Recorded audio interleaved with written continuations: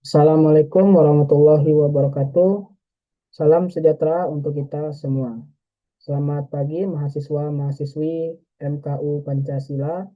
Pada hari ini kita memasuki sesi yang pertama terkait materi Pancasila.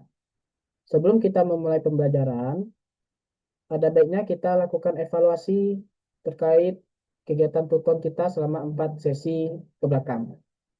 Di sini saya mendapati bahwa pembuatan tugas masih tidak sesuai dengan konten ataupun tuntutan tugas yang disediakan oleh prodi.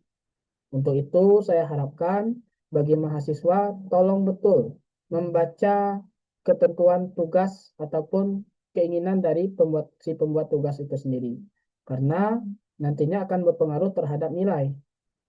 Nah, akan berpengaruh terhadap nilai nantinya. Itu saja dari evaluasi kita.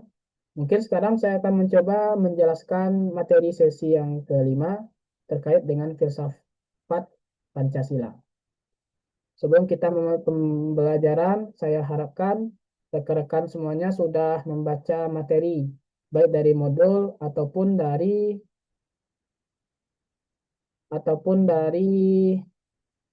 RBV dari e-learning UT yang ada di akun masing-masing. Baiklah, teman-teman semuanya, di sini ada pengertian dari sistem filsafat. Pengertian dari sistem filsafat. Kalau kita mendengar kata filsafat, nah, kata filsafat itu hubungan eratnya berada pada psikologi. Sifatnya seperti psikologi. Kenapa hubungan antara psikologi dan filsafat? Karena sama-sama mempertanyakan suatu masalah. Itu disebut sebagai filsafat. Untuk kata dasarnya, filsafat itu berasal dari bahasa Yunani yang artinya cinta kebijaksanaan. Itu arti dari kata filsafat. Menurut terminologi, filsafat itu adalah studi tentang pertanyaan-pertanyaan mendasar dan umum tentang keberadaan pengetahuan, nilai, akal pikiran, dan bahasa. Itu filsafat. Jadi, pertanyaan-pertanyaan mendasar. Contoh, mungkin rekan-rekan semuanya sudah bertanya ya kepada diri sendiri. Kalau saya pernah mengalaminya ya, mungkin pas masih kecil ya. Contohnya, kenapa kita bisa lahir? Kenapa kita ada di dunia ini? Ini contoh pertanyaan mendasar. Nah, tujuan dari pembentukan filsafat adalah untuk memecahkan masalah. Tujuan berpikir filsafat untuk memecahkan suatu permasalahan. Itu pertanyaan mendasar ya. Kalau misalnya ada masalah di lingkungan keluarga, misalnya tawuran, kenapa muncul pertanyaan mendasar? Kenapa bisa terjadi tawuran? Setelah muncul pertanyaan mendasar, muncul lagi anak-anak pertanyaannya. Tujuannya apa? Tujuannya adalah untuk membentuk, untuk mengungkit permasalahan dan memecahkan suatu masalah. Itulah kenapa orang psikologi itu sangat dibutuhkan dalam dunia kerja. Yang pertama ada HRD namanya ya. HRD mempertanyakan banyak pertanyaan kepada kita sebelum masuk ke pekerjaan. Ya tujuannya apa? Untuk melihat potensi diri kita. Dan pertanyaan-pertanyaan ini harus sesuai dengan ilmu filsafat. Itu pentingnya kita mempelajari filsafat. Lalu ada ini nih, kepolisian juga bertanya juga. Termasuk kalau yang sudah mengikuti tes CPNS ya, ada pertanyaan wawancara.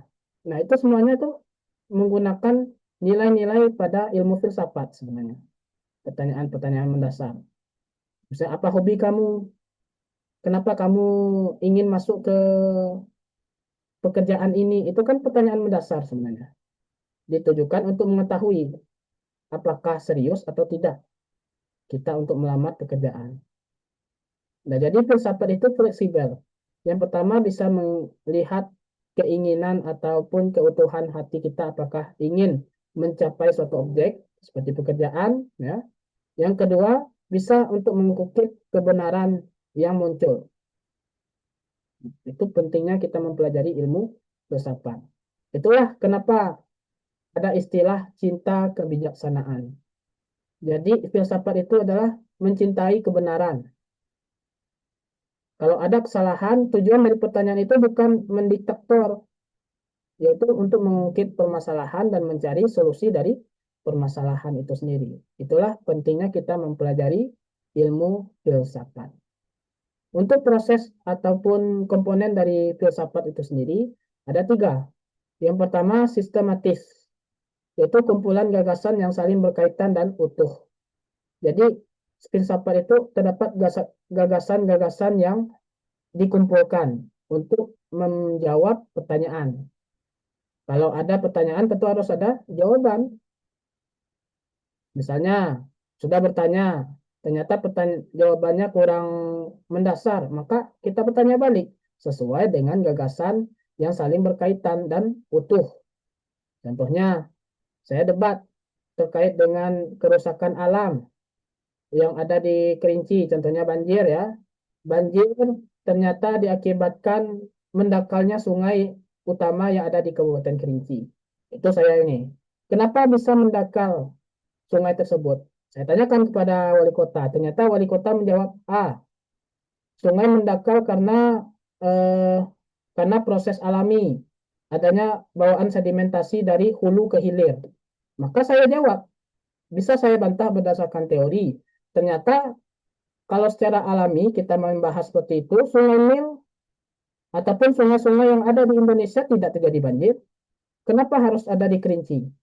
Nah, kenapa harus kita memunculkan pertanyaan baru? Karena untuk mengungkapkan kebenaran. Jadi bukan debat kosong ya. Jadi untuk mengungkapkan kebenaran harus sesuai dengan gagasan yang berkaitan dan utuh. Ternyata dari sungai yang mendakal ini karena adanya sampah yang ditumpuk di permukaan sungai atau adanya pemukiman yang berada di pinggiran sungai. Bisa jadi. Atau wilayah hulu yang dibangun pabrik, itu semuanya faktor. Jadi tujuan dari filsafat adalah mengungkapkan kebenaran.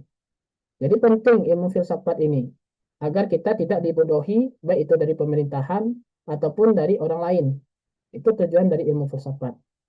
Selanjutnya adalah ilmiah, memiliki objek, metode, dan kebenaran universal. Dari jawaban yang kita ungkapkan atau pertanyaan yang kita ungkapkan itu sifatnya ilmiah, bukan pertanyaan kosong. Kalau sudah bertanya pribadi, pribadi saya, nah kamu pendek, kulit kamu hitam, nah itu bukan pertanyaan filsafat sebenarnya. Itu lebih menyerang pribadi. Sifat dari filsafat itu memiliki objek. Objek yang dinilai itu yang saya jelaskan tadi, ada permasalahan, ya, permasalahan sangat luas ya. Lalu ada metodenya. Metodenya bisa melihat pada metode pengembangan diri, ya, ya, metode pembicaraan, ya. Bisa saja kita kalau kita lihat orang-orang filsuf ya, mendukung, ternyata setelah itu menjatuhkan. Nah, itu metode itu sebenarnya. Lalu terakhir adalah kebenaran universal. Kalau si lawan bicara kita itu mengungkapkan suatu kesalahan atau suatu hal yang buruk, maka kita munculkan pada kebenaran. Kita harus mendukung norma dasar yang ada di lingkungan sekitar. Itu tujuan dari filsafat. Selanjutnya adalah objek kajian. Objek kajian pada filsafat itu mencakup hal abstrak. Bisa hal abstrak ya, bisa kita benturkan. Misalnya debat agama juga ada di filsafat itu. Mungkin bukan ranah saya ya, tapi lebih ke ranah orang yang paham dari ilmu agama. Lalu ada konkret. Konkret itu manusia dan masyarakat. Kenapa harus manusia dan masyarakat? Karena kalau kita membahas alam tanpa manusia, kira-kira apa yang akan kita bahas? Alam itu terjadi bencana, ternyata di pulau itu nggak ada manusianya. Apa yang mau kita debatkan? Ya tentu tidak ada. Yang pertama pulau itu tidak menarik, tidak diminati manusia. Jelas tidak ada perdebatan, tidak ada pertanyaan untuk mengungkapkan kebenaran. Tapi kalau sudah ada manusianya, misalnya seperti banjir tadi, kan dampaknya ke manusia kan? Nah, maka muncul pertanyaan, pertanyaan mendasar untuk mengungkapkan kebenaran. Fungsinya jelas. Filsafat fungsinya untuk manusia itu sendiri. Karena nilai norma itu berada pada manusia. Selanjutnya kita masuk pada ciri-ciri filsafat atau berpikir filsafat. Untuk ciri-ciri filsafat itu ada 6. Yang pertama universal. maksud dari universal adalah menyeluruh, tidak terbatas pada satu aspek. Contoh, kita lihat demo di Jakarta, demo besar pada bulan Agustus. Kalau seorang pemikiran filsufat itu melihat pada kegiatan yang menyeluruh dari aspek sosialnya, dari aspek pemerintahan sampai ke mahasiswanya. Itu sifat dari pemikiran filsafat. Kalau hanya mendukung satu aspek saja, contohnya polisi saja didukung atau mahasiswa saja didukung, itu sifatnya bukan universal namanya. Tujuan dari universal agar pertanyaan ataupun jawaban yang diperoleh itu sesuai dengan norma, sesuai apa yang diharapkan. Jadi tidak ada namanya unsur objektivitas pada pengungkapan kebenaran. Nah, itu yang pertama. Yang kedua, sistematis, berpikir runtun dan logis. Jadi kalau kita berpikir filsafat, ingin menanyakan secara filsufat, itu sesuai dengan sistematis. Misalnya bertanya tentang demo. Siapa yang bertanggung jawab tentang demo? Nah, itu bukan berpikir sistematis sebenarnya. Pemikiran filsafat mulai dari pertanyaan yang mendasar dulu. Kenapa bisa terjadi demo? Nah, nanti ada jawabannya kah? Nah, dari jawaban itu kita munculkan lagi pertanyaan yang kita rasakan jawaban itu tidak sesuai dengan norma dasar, kita munculkan lagi pertanyaannya. Itu sifat dari pemikiran filsafat. Yang jelas pertanyaan itu adalah logis. Logis dan sesuai dengan akal pikiran. Contoh, demo di Jakarta itu diakibatkan dukun ataupun pengaruh dari perang Israel dan Palestina. Nah, itu kan kalau dipikir secara logis kan tidak masuk sebenarnya. Tapi kalau dipikir, kalau untuk logika, misalnya karena perpecahan apa berpecah belah mungkin bisa. Tapi kalau di luar secara logika maka itu bukan masuk pada sistematis. Selanjutnya adalah rasional, sesuai dengan akal akal sehat. Nah, itu. Jadi berpikir rasional namanya. Karena pertanyaan, ya, yang saya jelaskan tadi, pertanyaan kalau telah mengandung unsur kebencian, maka sifat atau pikiran filsafat itu akan hilang. Akan lebih kepada menyerang kepribadian. Gitu.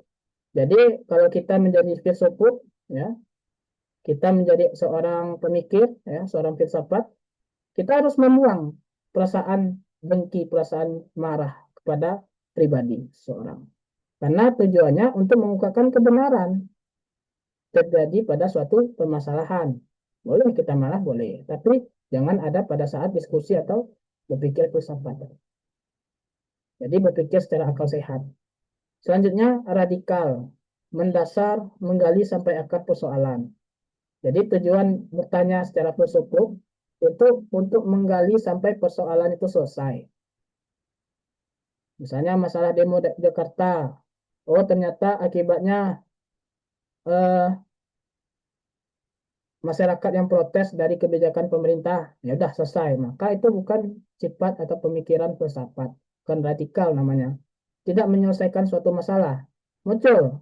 Kenapa masyarakat ini menolak dari pemerintah? Ternyata ada poin A, poin B, poin C. Nah, solusinya dari pemerintah. Nah, karena kita kalau ada di publik, maka yang diundang itu adalah pejabat kepentingan publik. Contohnya dari kementerian atau dari DPR, bisa saja. Nah, tujuan kita agar pemerintah ini peka dan membentuk lagi solusi-solusi yang solutif. Karena pemerintah juga memiliki ahli lagi, memiliki ahli lagi. Tujuan dari filsafat itu adalah mengungkapkan kebenaran sesuai dengan kaidah norma yang berlaku di suatu bangsa. Selanjutnya adalah koheren. Konsep dari pikiran filsafat adalah konseptual dan tidak kontradiktif. Memiliki konsep atau memiliki teori. Contoh, saya menyatakan teori A, maka itu sifatnya adalah koheren. Sifatnya itu memiliki teori. Tapi kalau tidak memiliki teori atau tidak memiliki landasan hukum, kita hanya pendapat kita saja, maka itu bukan koheren namanya. Bukan pemikiran filsafat. Selanjutnya adalah komprehensif, memandang realitas secara utuh. Jadi memandang realitas, memandang kejadian secara utuh. Ada kejadian bulan Agustus ya, bulan Agustus terkait demo. Kita pandang secara utuh, memang terjadi. Tapi kalau kita bawa sesuatu hal yang terjadi, maka itu bukan koherensi. Nah, itu ciri-ciri filsafat atau berpikir filsafat. Nah, jadi kalau kita membahas filsafat itu sendiri, itu sangat luas. Bisa menjadi pemikiran yang radikal kalau kita terlalu dalam memahami filsafat. Dan itu sudah banyak terjadi, baik itu di Indonesia maupun di luar negeri. Jadi saran saya sebagai mahasiswa yang cendekiawan ya, mahasiswa yang sudah mengenal mana baik mana buruk, karena kita ini bangsa yang memiliki moral berketuhanan sesuai dengan nilai Pancasila. Di sini teman-teman ada yang agamanya Kristen, Katolik, Buddha, ada namanya agama Islam. Nah, semuanya itu agama dan telah sesuai dengan nilai-nilai Pancasila. Tujuan dari mempelajari filsafat adalah membuka kebenaran yang tertutup. Membuka kebenaran yang tertutup. Untuk membukanya, kita harus memiliki landasan yang kuat. Harus ada teori yang kuat dan harus sistematis. Sistematis itu saya jelaskan ini. Dan kemudian berpikir filsafat. Itu kan pertama. Kalau kita memandang filsafat itu sebagai keutuhan universal dalam kepercayaan, maka itu akan mengakibatkan tidak percayanya kita terhadap Tuhan. Dan itu saran saya itu sebaiknya tidak itu sebaiknya dijauhkan karena tidak melanggar nilai Pancasila yang pertama, ketuhanan yang Maha Esa. Kita mempelajari filsafat ya untuk mengetahui saja ternyata Pancasila adalah filsafat kita sebagai dasar negara. Nah, itu saran saya kalau kita mempelajari filsafat pada hari ini jangan membawa filsafat itu sampai ke tingkat kepercayaan. Cukup pada bukti kebenaran saja, mengungkapkan kebenaran. Kalau teman-teman untungnya telah menjadi filsuf ya, telah menjadi filsuf atau psikologis yang terkenal ya, cukup hanya untuk menyelesaikan suatu permasalahan. Jangan sampai dibawa ke tingkat kepercayaan karena itu akan berbahaya baik bagi agama teman-teman ataupun bagi keutuhan bangsa kita karena nilai kita adalah Pancasila. Baiklah teman-teman, kita lanjut ya terkait dengan Pancasila sebagai filsafat. Pancasila sebagai filsafat, yang pertama Pancasila lahir dari pemikiran filosofis. Kenapa para pejuang kita disebut pemikiran filosofis? Karena para pejuang ini telah merasakan bagaimana penderitaan dijajah selama 300 tahun dari Belanda sampai ke Jepang. Tentu diberikan kemudahan atau diberikan kesempatan untuk merdeka, bebas dari penjajahan, tentu pemikiran yang pertama adalah mempertahankan kemerdekaan agar tidak dijajah kembali. Itu pemikiran filosofis. Kenapa? Para pejuang kita seperti Soekarno, Sutomo, Muhammad Yamin, itu sifatnya filosofis karena mereka mementingkan keutuhan bangsa. Karena mereka lah yang meletakkan ide dari dasar-dasar bangsa kita ini. Kenapa mereka meletakkan ide? Sudah saya jelaskan tadi. Karena mereka telah merasakan bagaimana penderitaan dari penjajahan. Sakitnya dijajah. Nah, tentu anak cucu mereka mengharapkan tidak dijajah lagi. Mereka meletakkan dasar sesuai dengan universal. Contohnya seperti ketuhanan yang Maha Esa. Ya, ketuhanan yang Maha Esa. Itu universal sifatnya. Bisa Buddha, Katolik, Hindu, Islam, itu sifatnya universal. Tidak memandang satu agama saja. Padahal Muhammad Yamin, Soekarno, Sutomo, itu semuanya beragama Islam. Tapi karena sifatnya itu filosofik, memandang secara universal sebagai keutuhan bangsa, maka mereka membentuk bahwa Pancasila adalah sifatnya universal. Selanjutnya, menjadi dasar filsafat negara. Menjadi dasar filsafat negara. Kenapa? Karena dari awal pembentukannya itu telah sesuai dengan cita-cita bangsa. Dan fleksibel sampai zaman sekarang. Selanjutnya, dipahami sebagai sistem nilai yang menyeluruh dan fundamental. Sistem nilai yang menyeluruh. Menyeluruh itu artinya telah termasuk pada semua aspek kehidupan bangsa. Mulai dari kegiatan sehari-hari sampai ke aspek yang tertinggi dan fundamental. Itu terkait dengan Pancasila sebagai filsafat. Lalu yang terakhir adalah sila Pancasila berdiri sendiri, melainkan saling berkaitan dan mengandung dimensi. Jadi nilai Pancasila itu saling berkait. Contohnya ketuhanan itu berkait dengan kemanusiaan. Kenapa? Karena nilai ajaran agama itu pasti memuliakan manusia. Kemanusiaan itu berkaitan dengan persatuan. Karena kalau persatuan itu pecah, maka apa yang terjadi? Apakah kita masih memuliakan manusia? Malahan kita lebih menginjak harga diri manusia. Seperti yang terjadi di Palestina, ada penjajahan, ya, ada penjajahan. Jangan di Palestina aja, di Iran, di Irak, persatuan pecah. Apa yang terjadi?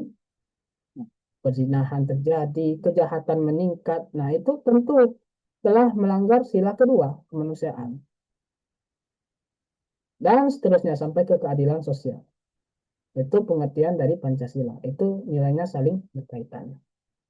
Selanjutnya, nilai-nilai Pancasila. Jadi nilai-nilai Pancasila itu digambarkan seperti segitiga. Nah, tunggu, belum nampak ya. Warna merah. Nah ya, nilainya seperti segitiga.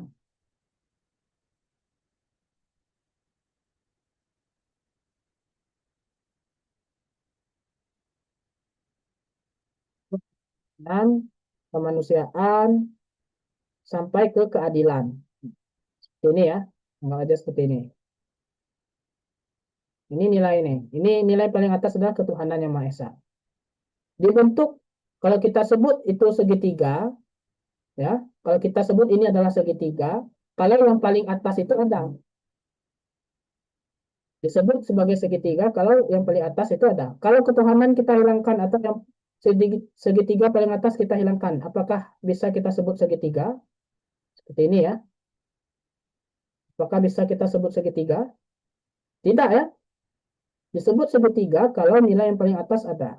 Tapi kalau nilai paling atas ada, tetapi yang bawah tidak ada, apakah bisa disebut segitiga? Masih bisa. Jadi, peranan kita, jadi tujuan dari nilai Pancasila itu seperti segitiga. Nilai yang paling tinggi adalah ketuhanan yang Maha Esa, sila yang pertama. Dan beruntun sampai sila yang kelima. Itu. Beruntun dia sampai sila yang kelima. Kalau nilai ketuhanan telah hilang pada pribadi bangsa, pada pribadi seseorang, maka mereka itu bisa disebut bukan lagi bangsa Indonesia. Karena telah melanggar dari nilai dari Pancasila itu sendiri. Jadi Pancasila itu sifatnya itu berkaitan. Kalau kita telah menjalankan ketuhanan yang Maha Esa secara utuh, ya, menjalankan perintah agama secara utuh, mungkin semua agama ya, baik bukan agama Islam aja, semua agama secara utuh, maka otomatis nilai sila kedua sampai ke sila kelima itu terjalankan. Contoh kalau dari agama saya, ada ayat yang menjelaskan dilarang berzina, surah Al-Isra. Janganlah kamu mendekati zina, karena zina itu akan membawa pada kehancuran. Nah, kita laksanakan, jangan mendekati zina. Otomatis karena saya ini berketuhanan, saya menjauhi zina karena dilarang oleh agama. Otomatis saya telah melaksanakan sila yang pertama, telah memahami bahwa Tuhan telah melarang saya untuk berzina. Lalu yang kedua, apakah saya telah melaksanakan sila yang kedua? Jelas, karena saya telah memuliakan manusia. Saya telah memandang tinggi bahwa manusia itu sama rata. Memandang tinggi manusia itu sama rata. Baik itu dia manusia miskin ataupun manusia kaya. Lalu yang ketiga, apakah menciptakan persatuan? Jelas. Karena saya telah menjaga marwah atau norma dasar yang ada di masyarakat. Coba kalau saya berzina di masyarakat, apakah apa pandangan masyarakat? Yang pertama jelas saya memutuskan persaudaraan baik dengan keluarga saya ataupun dengan masyarakat yang ada di desa. Nah, itu. Yang kedua jelas saya melanggar hukum, dan itu tentu telah melanggar persatuan Indonesia. Lalu kerakyatan yang dipimpin oleh hikmat kebijaksanaan dalam permusyawaratan perwakilan. Apakah bisa saya melaksanakan itu kalau sudah berzina? Jelas tidak, pasti mengurung diri, menjauhi diri dari halayak ramai, sampai ke keadilan sosial. Kalau nilai yang paling atas kita laksanakan, ketuhanan yang Maha Esa itu kita laksanakan secara utuh, maka nilai yang lainnya akan mengikuti. Atau ingin melaksanakan persatuan Indonesia, memegang persatuan Indonesia, laksanakan yang paling atas dulu. Karena yang paling atas itu adalah fondasi dari nilai Pancasila, filsafat utama dari nilai Pancasila. Tujuan dari pembentukan Pancasila sebagai filsafat agar kita tidak tersesat. Kalau Pancasila bukan filsafat, maka mungkin masyarakat Indonesia itu akan beralih ke agama ateis. Karena nilai Pancasila yang paling tinggi adalah ketuhanan yang Maha Esa. Jadi penting dipahami bahwa ketentuan sila-sila Pancasila itu sifatnya itu fundamental, saling berkaitan satu sama lainnya. Kalau ingin melaksanakan Pancasila dengan baik di kehidupan, maka laksanakan sila pertama terlebih dahulu. Sila pertama sudah dilaksanakan secara baik, maka sila selanjutnya berjalan lagi dengan baik. Itu terkait dengan kesatuan nilai Pancasila. Lalu ada analisis Pancasila sebagai sistem filsafat, ya. Yang pertama dimensi ontologis. Jadi dimensi ontologis itu objek dari filsafat. Pancasila menempatkan manusia sebagai makhluk monopolaris dengan hakikat yang unik dan menjemuk. Jadi Pancasila itu bukan mengucilkan suatu suku, tapi menyatukan suku tersebut dari perbedaan. Misalnya suku Minang, suku Batak, suku Sunda, suku Manado, suku Bugis. Nah, itu disatukan dalam wadah Pancasila dan menjemuk. Menjemuk itu sifatnya itu lebih dari satu. Selanjutnya, dimensi epistemologis, yaitu kebenaran Pancasila bersumber dari akal budi dan pengalaman yang menciptakan pengetahuan holistik. Jadi Pancasila itu bersumber dari akal dan budi serta pengalaman. Nah, yang saya jelaskan pengalaman tadi dari ini ya, dari pejuang kita, di Muhammad Yamin, Soekarno, Soeharto, itu kan pejuang kita. Dan mereka telah mengalami bagaimana perjuangan untuk menjadi bangsa yang merdeka. Mereka telah mengalaminya. Tentu dari pembuatan dasar negara telah sesuai dengan akal budi. Karena kalau mereka tidak menyesuaikan dengan akal pikiran mereka, apa yang terjadi dengan negara kita sekarang? Mungkin sudah kacau ya, mungkin sudah berubah sistem kita, bukan lagi Pancasila. Nah, itu yang paling penting. Jadi Pancasila telah melaksanakan dimensi epistemologisnya sebelum mereka dibentuk. Lalu selanjutnya adalah dimensi aksiologis. Nilai Pancasila berfungsi sebagai pedoman etika, hukum, dan politik, membentuk karakter bangsa. Jadi ada fungsi dari Pancasila itu sendiri. Jadi fungsinya itu ada fungsi yuridis, hukum, ada fungsi sosial, ada fungsi sejarahnya, ada fungsi politiknya. Itu semuanya ada pada Pancasila. Jadi mulai dari ontologis sampai ke aksiologis itu semuanya terkandung di nilai-nilai Pancasila. Jadi bisa dikatakan ya bahwa Pancasila itu merupakan filsafat negara Indonesia. Jadi teman-teman, kesimpulan kita pada pembelajaran hari ini, yang pertama, pandanglah filsafat itu adalah ilmu. Jangan meletakkan filsafat sebagai nilai ataupun otoritas pertama dalam kehidupan. Karena filsafat kita, bangsa Indonesia adalah Pancasila. Filsafat utama kita adalah Pancasila. Kalau kita memahami Pancasila, tetap berketuhanan yang Maha Esa. Tidak ada orang ateis bisa memahami Pancasila. Itu sudah melanggar nilai sila yang pertama, sila yang paling tinggi. Itu yang pertama. Yang kedua, jangan jadikan filsafat atau ilmu filsafat itu sebagai tempat pemecah belah. Tadi yang saya jelaskan ya, filsafat itu harus sifatnya ini universal, jangan memandang satu individu. Itu. Dan yang ketiga, jadikanlah Pancasila itu sebagai filsafat dalam kehidupan pribadi. Yang paling dekat adalah jalanilah nilai agama yang kalian anut. Entah agama Islam, Kristen, Katolik. Jalanikan, jalankan. Maka secara otomatis kita telah melaksanakan nilai-nilai Pancasila di kehidupan sehari-hari. Mungkin itu saja dari pengantar ataupun materi pengayaan perkuliahan kita pada hari ini. Kalau ada kata yang salah, saya mohon maaf. Semoga pembelajaran kita dapat berjalan dengan baik sampai ke sesi yang ke-8. Mohon maaf, tutup akhir kalam saya tutup dengan Assalamualaikum warahmatullahi wabarakatuh.